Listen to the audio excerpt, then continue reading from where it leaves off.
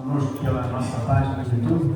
Sejamos todos bem-vindos à Primeira Igreja Batista em Teresópolis. Que bom que você está aqui nessa manhã, não é isso? Para juntos participarmos da mesa do Senhor, um momento solene, especial, onde temos a oportunidade de cumprir essa ordenança do Senhor Jesus. Não é isso? Que Deus nos conduza nessa manhã, em Sua palavra, na oração, nos cânticos. Eu queria pedir este texto da palavra de Deus. Vamos lá? Amados, não se surpreendam com o fogo que surge entre vocês para nos provar, como se algo estranho lhes estivesse acontecendo.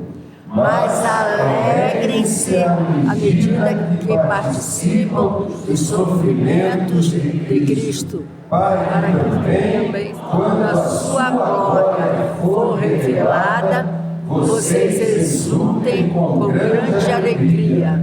Se vocês são insultados por causa do nome de Cristo, felizes são vocês, pois o Espírito da glória, o Espírito de Deus, repousa sobre vocês. Hoje nós vamos estudar uma das lindas cartas a uma das igrejas do Apocalipse. E lá vai dizer o seguinte: olha, vocês... Jesus diz: eu conheço a pobreza de vocês, eu conheço o sofrimento de vocês. Ele conhece, não de ouvir falar, ele conhece porque ele viveu tudo isso quando esteve nesse mundo.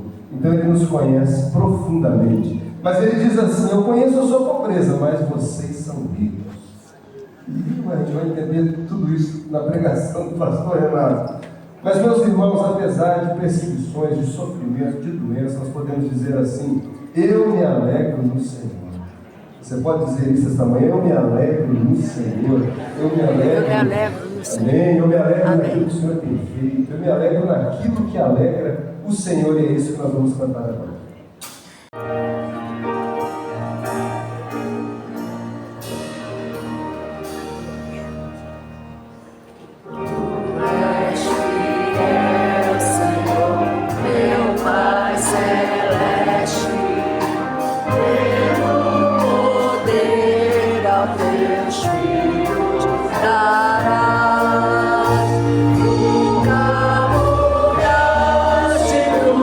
Nunca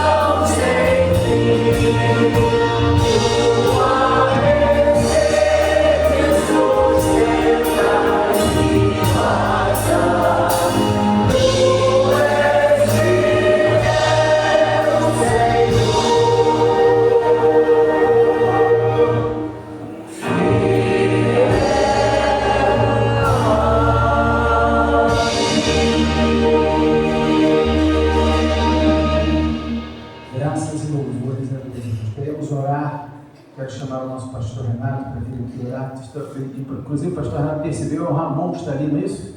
Filho da irmã Zé, Deus abençoe. Que bom ver vocês aqui.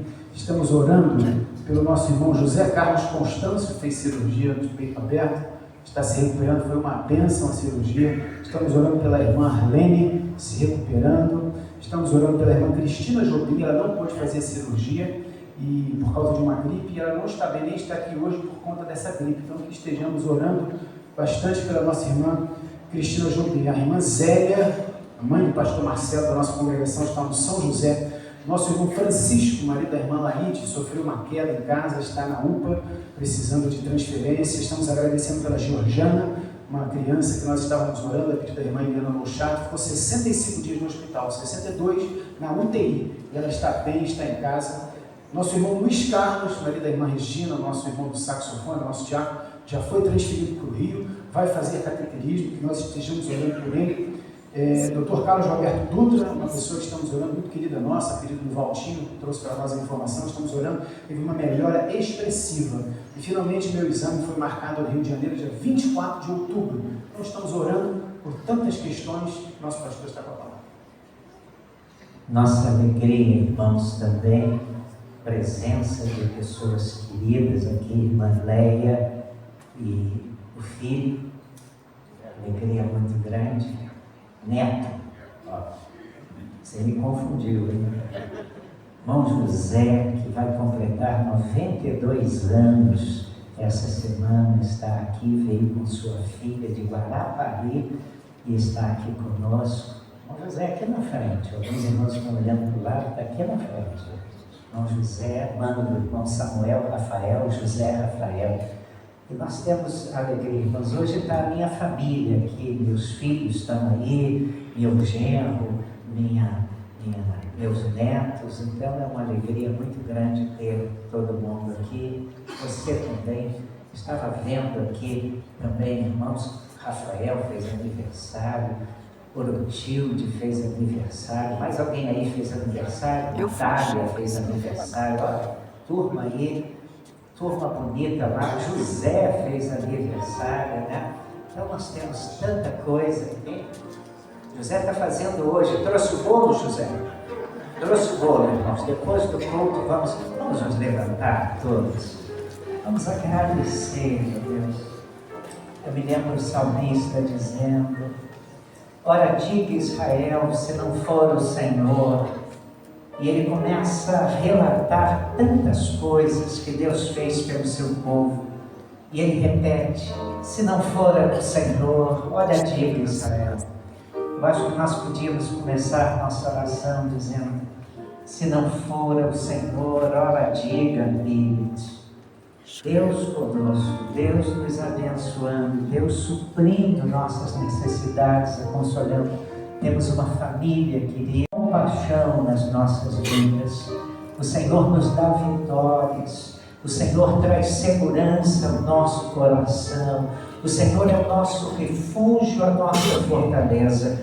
Senhor, nós queremos te louvar, bendizer, exaltar o teu nome por esses irmãos queridos que completam mais um ano de vida. Quantas histórias boas eles têm para contar, ó Deus, acerca do teu sustento nessa caminhada. O Senhor que os tem abençoado até aqui, ó Deus, continue pondo a tua mão bondosa sobre eles durante todo o percurso, para que haja sempre glória ao teu nome em suas vidas, Senhor.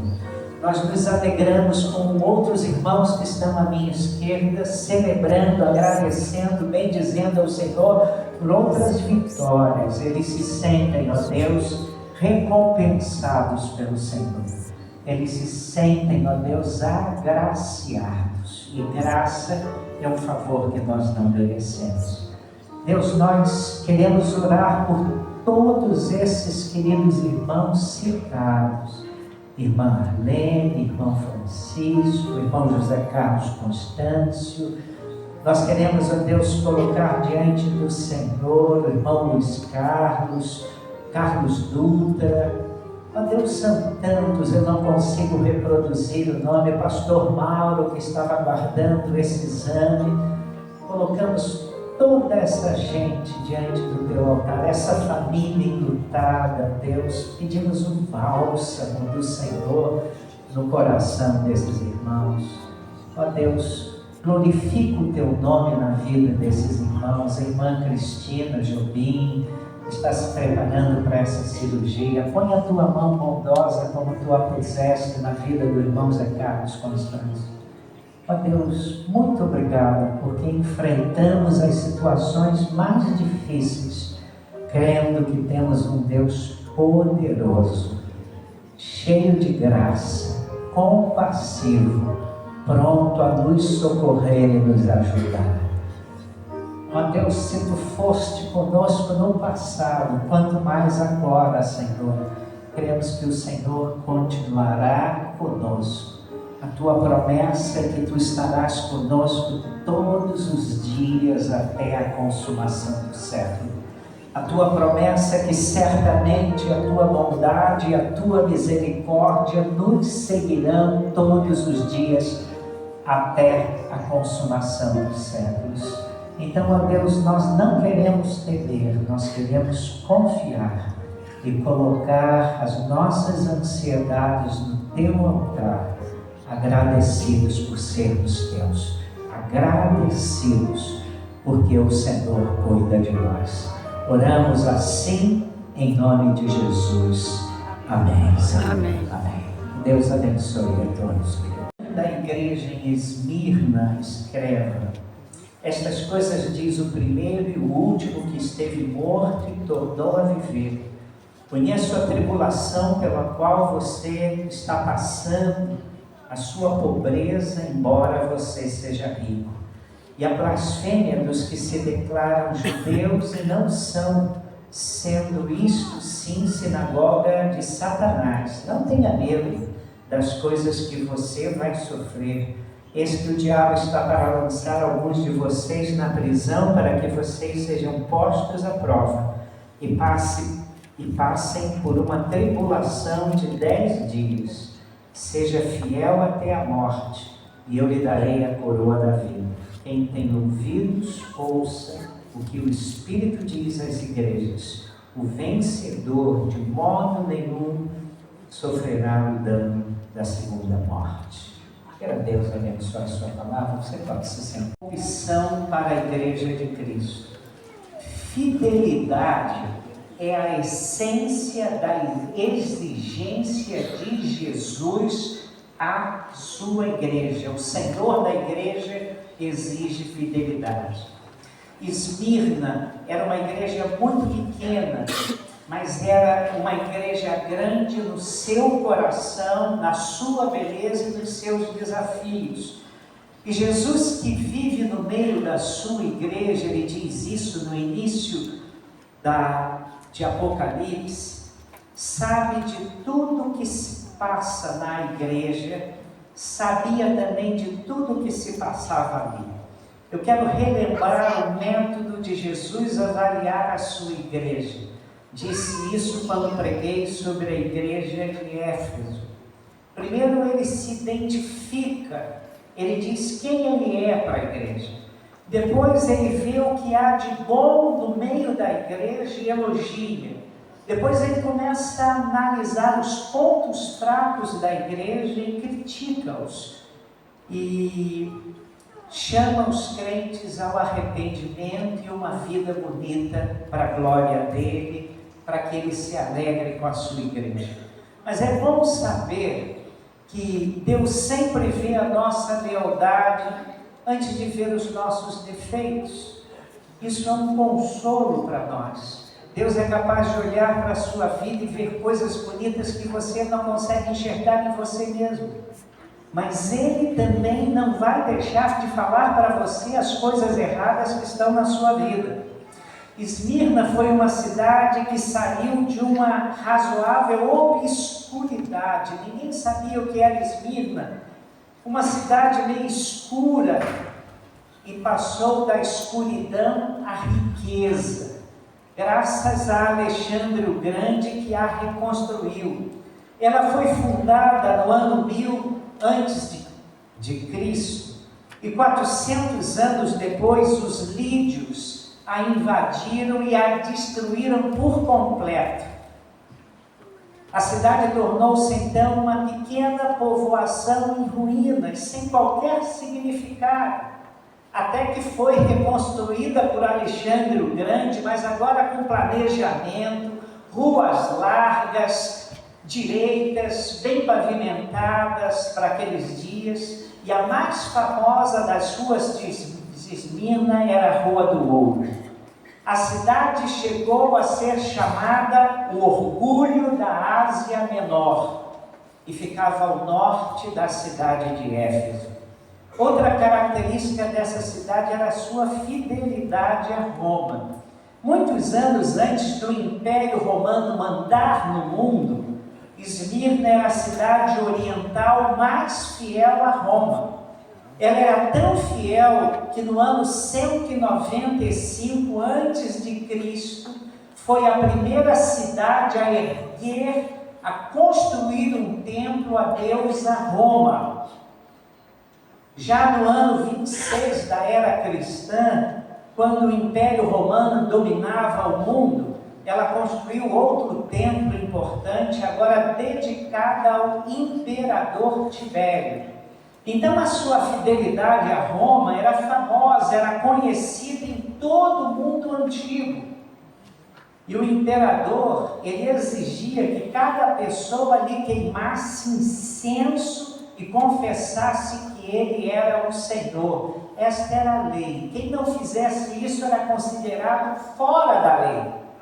E os crentes, os cristãos fiéis de Esmirna, não declaravam o imperador César o Senhor. Eram os fora da lei. Daí a perseguição, daí a tribulação, daí o sofrimento, com sentenças de morte muitas vezes. Eles eram queimados vivos e atirados no Monte Espartacus. Certa vez, 1.200 pessoas, nem todas cristãs, 1.200 pessoas foram queimadas assim.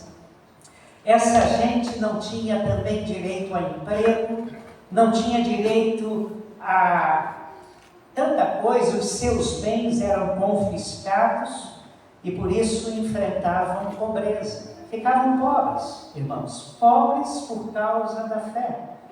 Esmirna se tornou uma cidade de mártires. Foram 250 anos. Quantos anos você tem?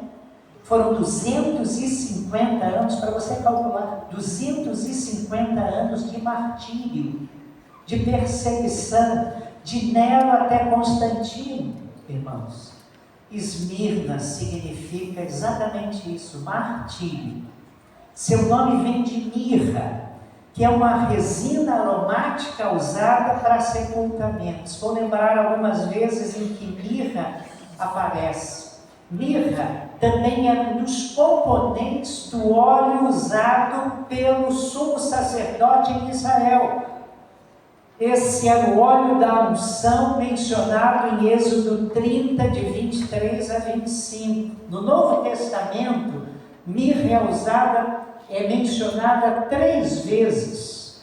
No nascimento de Jesus, quando os magos finalmente encontram Jesus, já uma criança, não um bebê, não encontram ela em Belém, encontram ele em Jerusalém, e a Bíblia diz que eles se ajoelham, adoram Jesus e oferecem suas riquezas, ouro, incenso e mirra.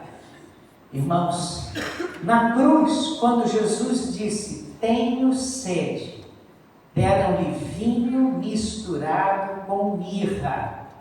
E no enterro de Jesus, os evangelhos dizem que Nicodemos levou 100 libras de mirra, um composto de mirra e aloés, 35 quilos de mirra e aloés para perfumar o corpo de Jesus. Quantos quilos devia ter Jesus? Se ele tivesse 70 anos, 35 quilos de mirra e aloés.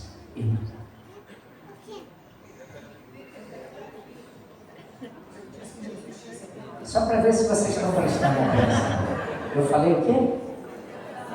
70 anos. Perguntei, quantos de vocês têm 70 anos? Mas, para vocês terem 70 quilos, talvez o corpo de Jesus. Numa cidade assim, com essas circunstâncias, havia uma igreja cristã.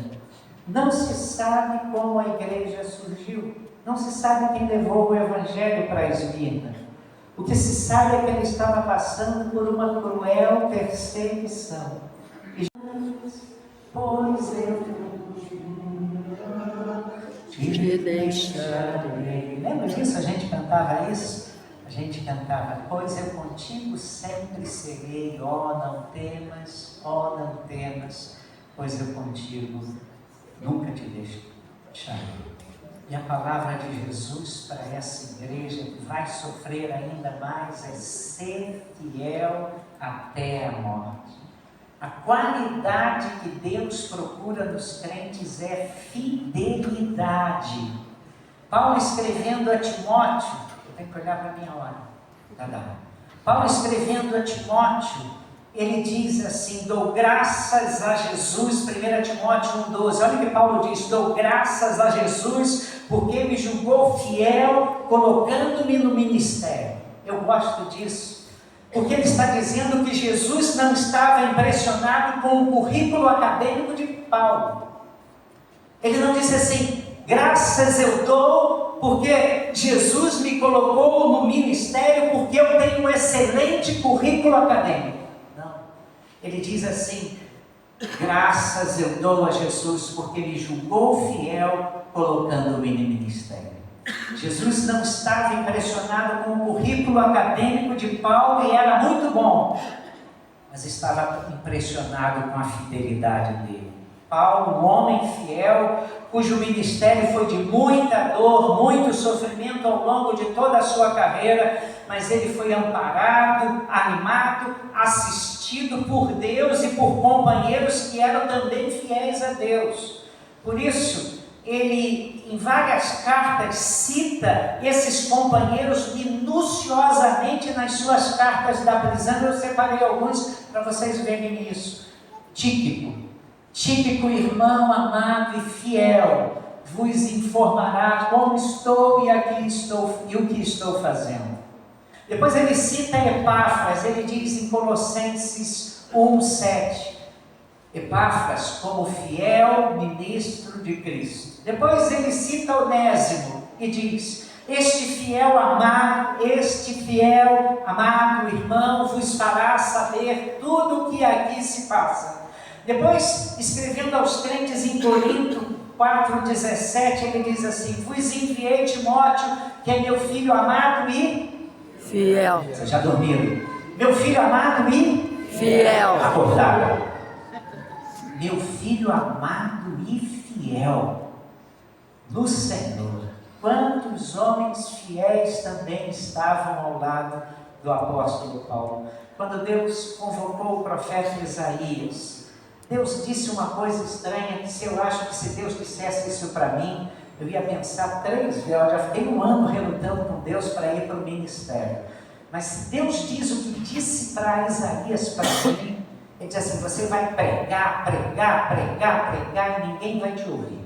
Você vai pregar, vai falar, vai chamar o arrependimento e ninguém vai dar bola porque você disse. E Isaías pergunta a Deus assim, até quando eu vou pregar isso? Até quando? Até quando eu vou pregar? Eles não vão entender, eles vão ver, mas não vão perceber nada. Esse povo não vai te ouvir, você vai pregar. Até quando, Senhor? E Deus disse, até que eu execute juízo sobre esse povo e também exerça misericórdia sobre ele. Deus não fez Isaías responsável pelo seu sucesso, mas Deus fez Isaías responsável por sua fidelidade. Fidelidade é o essencial na obra de Jesus Cristo, irmãos. Quando somos fiéis, o resto é com o Senhor.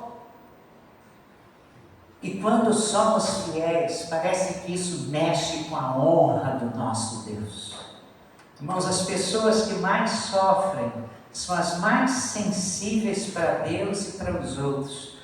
Jesus anuncia mais tribulação, mais dor, mais sofrimento. Ele diz: e vocês sofrerão, versículo 10, olhe para a sua Bíblia, e vocês sofrerão perseguição durante 10 dias. Não era um tempo matemático, irmãos, mas uma referência a um período curto de tempo em que eles ainda sofreriam. E Jesus não poupa os seus de sofrerem, mas está conosco no sofrimento. Jesus nunca disse: pare de sofrer, irmãos. Isso nunca foi slogan de Jesus.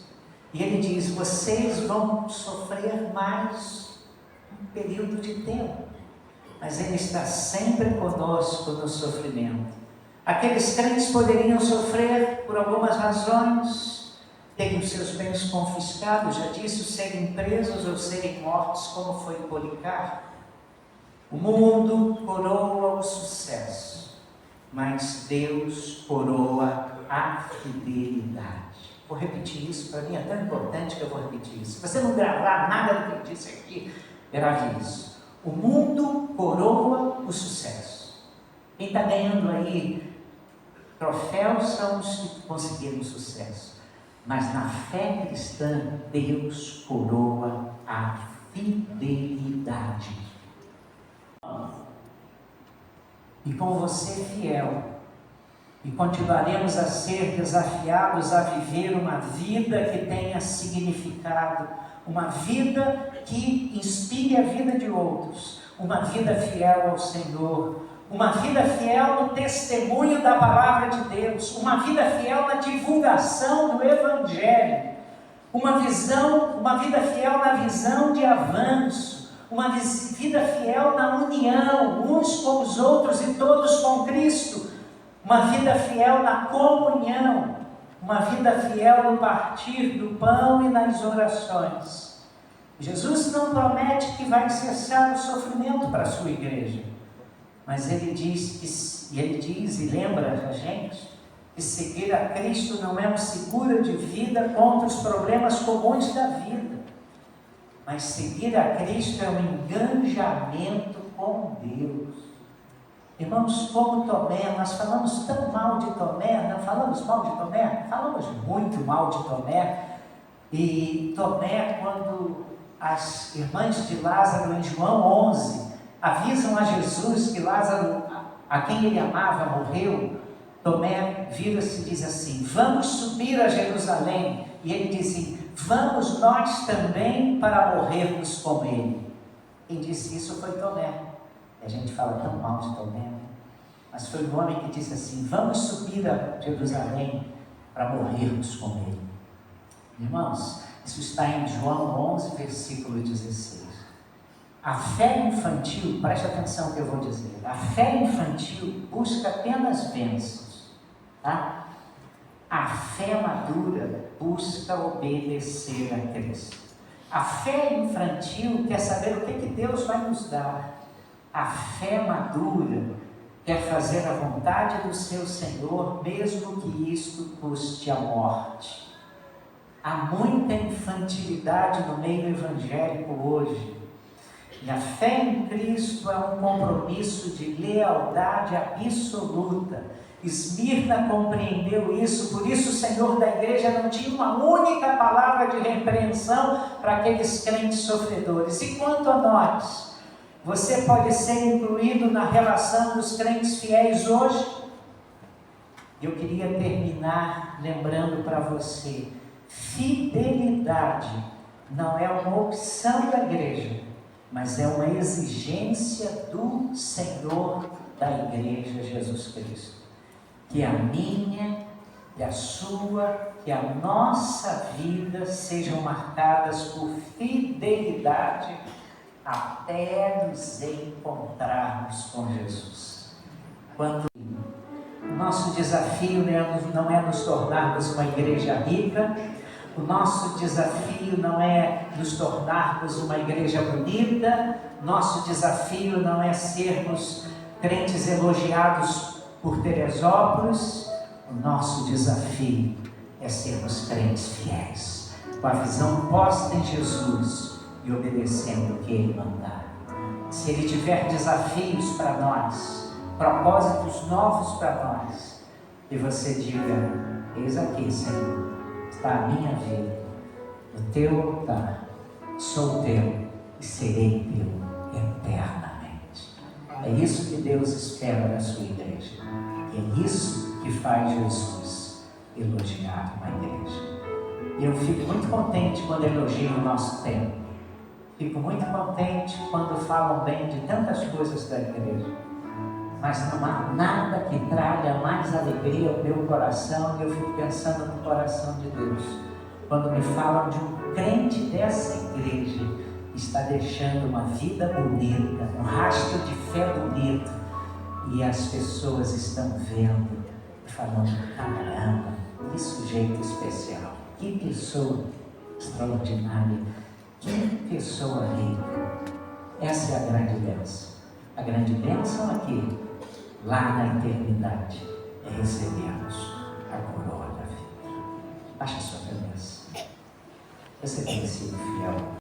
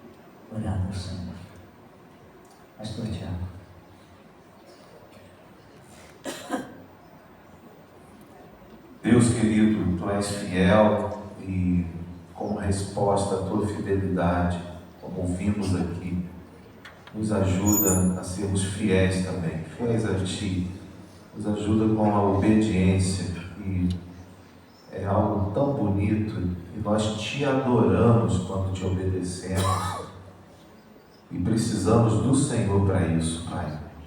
Oramos assim, leva-nos para casa E oramos também pelo culto da noite, uma noite, um culto de celebração da nova vida, da fidelidade do Senhor à nossa igreja, ao trabalho, e o Senhor deu à igreja a missão do Senhor. Em nome de Jesus oramos. Amém. Amém. Sentem-se, irmãos.